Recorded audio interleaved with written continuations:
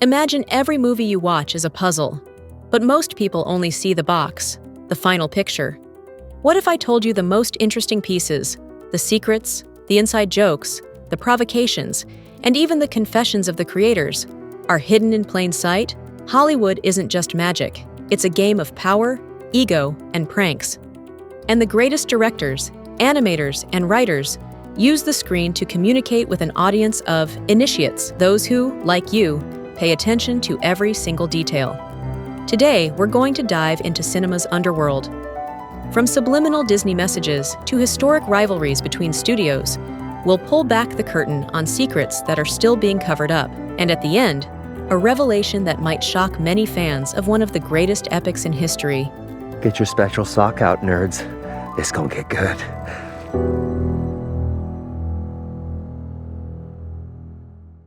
We grow up thinking animation is just for kids. Rabbit season! I say it's duck season, and I say fire!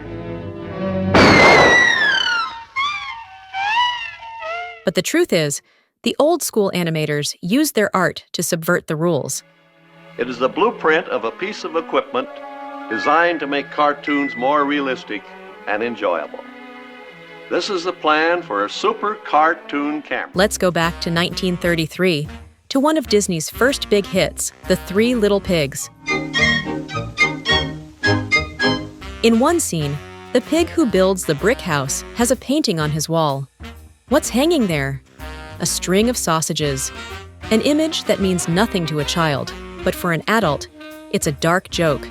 It's an irony only a careful observer would notice. But innocence was completely shattered with The Rescuers in 1977. At last, after 4 years in production, comes the crowning achievement in Disney animation and storytelling. The Rescuers. Look out! During a brief scene where the heroes fly over the city, a window shows a picture of a nudie woman. It was either a mistake or a prank by one of the animators. The frame was so fast it went unnoticed in theaters. But with the arrival of VHS tapes, the magic of the pause button revealed the secret, forcing Disney to recall and re-release all copies. And the most famous story, of course, is from The Lion King. Simba? For years, fans swore that a scene where dust clouds spell out the word sexy. It was a frenzy that sparked heated debates. But the truth is even more curious.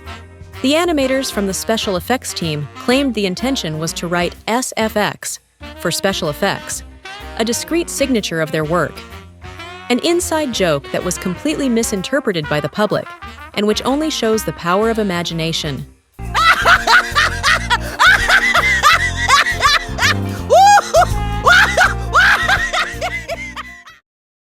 The competition in Hollywood is a full-contact sport.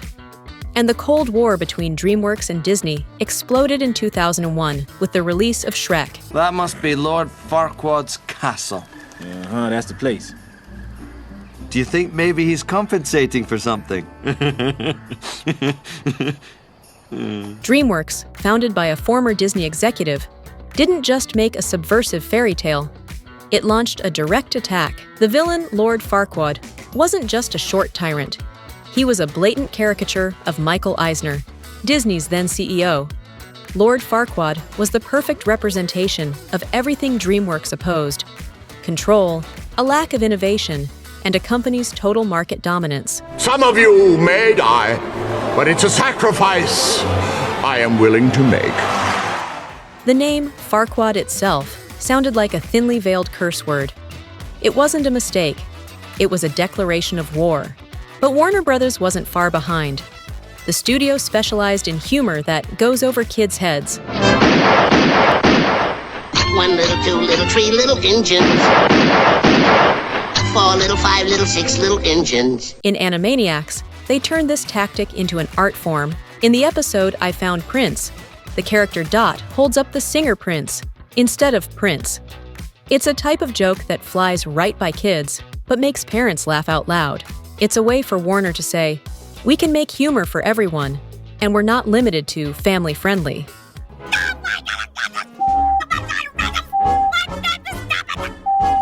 That's my cute little sister who said that. And what about the rivalry between Pixar and DreamWorks? It happened in 1998 with the releases of A Bug's Life and Ants. A month before Ants hit theaters, Pixar, which was already owned by Disney, included a scene at the end of A Bug's Life where the character Flick tells Hopper that, if you see an ant in another movie, know that this is the original. A direct message and a demonstration that the studio wars were happening even on screen. Ach, lang me your lumdike me a moose nail lee your gun away a teardrop in his eye. Hey, she back wee lassie? She's from the other studio. Not all Easter eggs are jokes. Some are cinematic techniques, psychological tricks to mess with your mind. In Fight Club, director David Fincher hid Tyler Durden before his final reveal. In several early scenes, Tyler's image flashes on screen for a single frame. It's a trick known as a subliminal frame, a way to plant the character's presence in the viewer's mind without them consciously realizing it. It's proof that cinema isn't just what's on the screen, but what it does to your head. The movie Who Framed Roger Rabbit is a legend among animators for a reason. In a falling scene, Jessica Rabbit's animation was done in such a way that it reveals the character wasn't wearing underwear. The controversy was so massive that Disney tried to recall all VHS tapes from the market, making the original version a true collector's item. And what about Mad Max?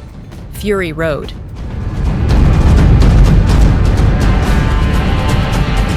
The insane guitarist with the flamethrower guitar wasn't a special effect. That guitar was fully functional, with real amplifiers and a flamethrower that actually shot fire. A decision by director George Miller to bring an insane realism to the film, and it became a technical Easter egg in its own right. Perfect. Everything, down to the last minute details. The art of hiding secrets has evolved. What was once a prank is now a multi-million-dollar marketing strategy. In 1984, the fictional commercial for Ghostbusters showed a phone number. What no one expected was that the number was real. If you called it, you'd hear a recorded message with the voices of Bill Murray and Dan Aykroyd.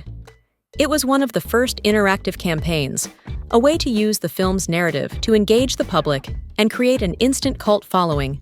Hello, Ghostbusters. Yes, of course they're serious. And Pixar took this to the next level. The famous Pixar theory, which connects all their films, didn't come out of nowhere. It was built with interconnected Easter eggs. The Pizza Planet truck appears in almost all of their movies. The number A113, a tribute to the classroom where many of the animators studied, and the bouncing ball from the short film Luxo Jr.